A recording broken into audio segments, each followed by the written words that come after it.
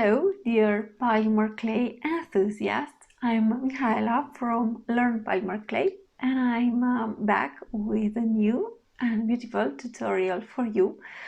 I want to show you an idea on how you can use mica shift and alcohol inks to make beautiful clay pieces that you can turn into pendants, earrings, you name it.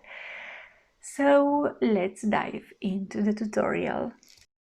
I started by conditioning the gold metallic polymer clay, and then I passed it through the largest setting of my pasta machine, and then I've used a texture plate. I'm using Lisa Pavelka Paisley texture plate, and I've used this texture plate to create an embossed pattern on top of the clay.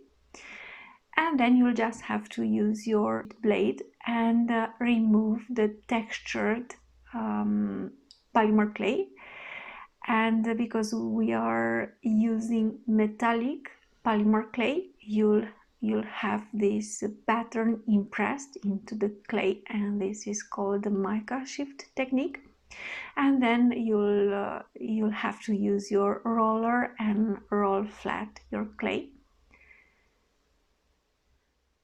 And then I'm going to use a stencil that I'm lightly pressing into the polymer clay, and I'm using a dabber and 3 colors of alcohol ink. I'm using Pinata Sunbright Yellow, Adirondack Limeade, I think it's called, and Baja Blue Pinata ink. And I'm adding more ink on top of the dabber because I want to have more definition in the stenciled pattern.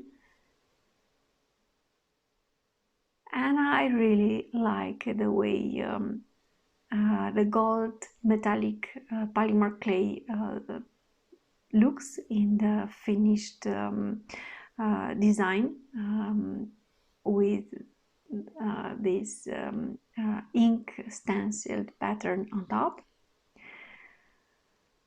I'm going to use CreateAlong Lisa Pavelka triangle cutters in several sizes to make the pendants and all the clay components that I've made from using this technique. I've put some cling film on top of the clay, and then I've used the cutters, but it seemed that I did not press hard enough on the cutters. Normally they cut perfectly, and of course the cling film on top does not help when cutting through, but you'll just have to use your flexible blade and remove the excess clay.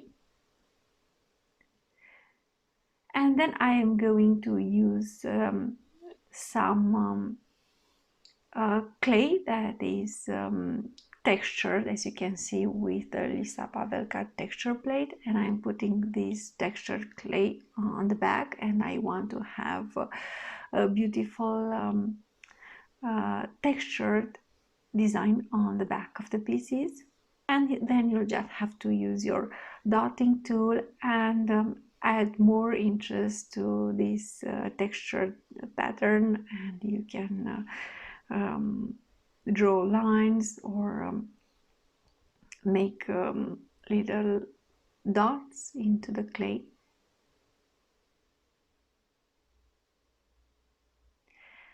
And then I've used my roller, and I'm rolling on the side of the bead. I'm trying to work a little bit on the shape of the bead.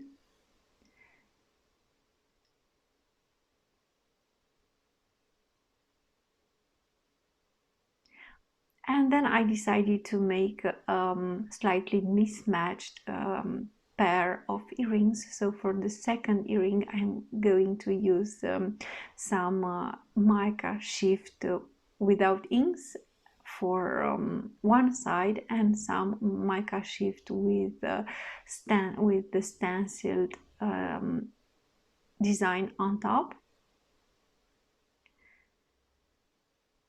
And again I'm going to use some clay that I shaved when removing the textured part for the mica shift.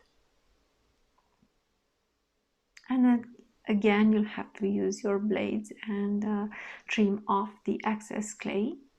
Of course you will need to use your tools, and why not your fingers, to smooth off the edges.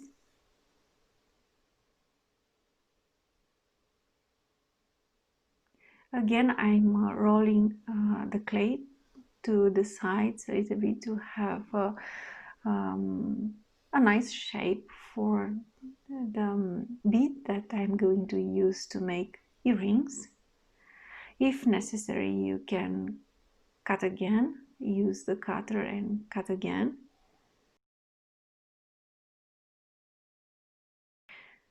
And then I added some screw pins, and these screw pins will allow me to attach earring findings to these pieces. So as you can see, I'm just screwing in these screw pins into the clay piece.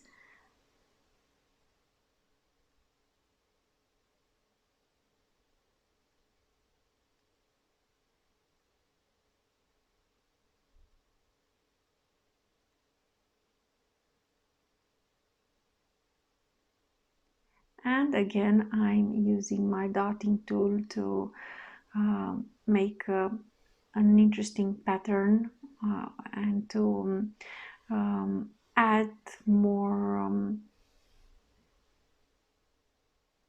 interest to the back of the pieces. And then you'll just have to bake your pieces for 40 minutes at the temperature recommended by the polymer clay manufacturer.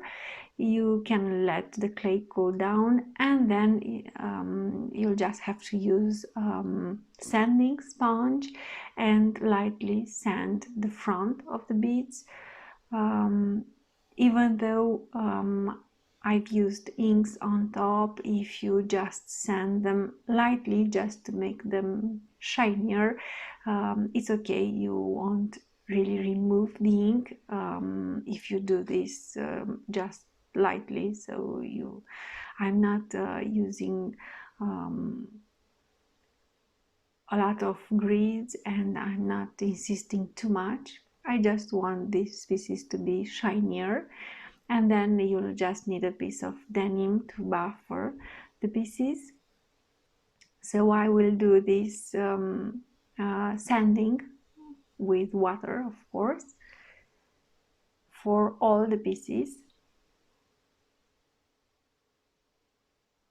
And I'm sanding the margins as well, the edges of the piece.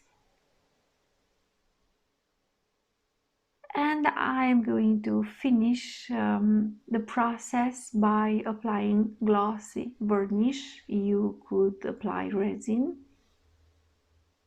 of course.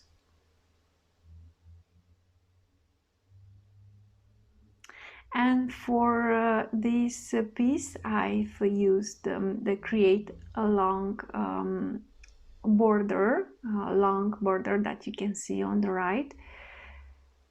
And I really like the look of the pieces that I've made using this border, because in fact in the end I had a lot of beautiful scrap clay, and I decided to make more components and to make and to use small parts of the scrap clay, and use interesting cutters and put them together into more beautiful clay components.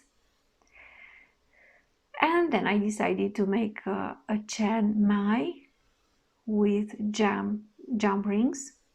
you will have 3 jump rings into 3 jump rings into 3 jump rings, and I will finish by attaching the components using jump rings to this chain mine.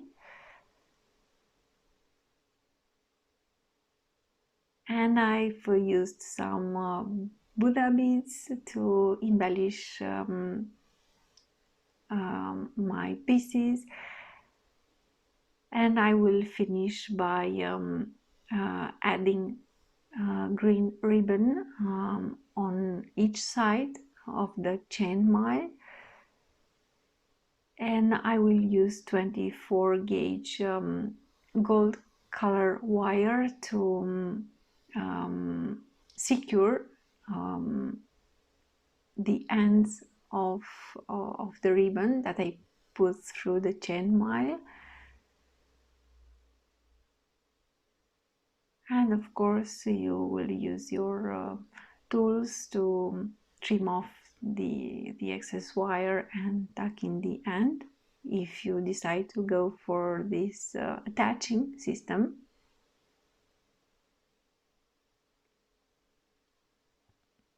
And here are the pieces that I've made using this idea of MICA Shift and ink stenciled MICA Shift pieces. And for some pieces I've used the textured a cutout parts of the textured clay that I've used for the back, and I've put them together with parts of the stenciled clay, and finally I ended up with in my opinion very beautiful clay components. Thank you for watching the tutorial.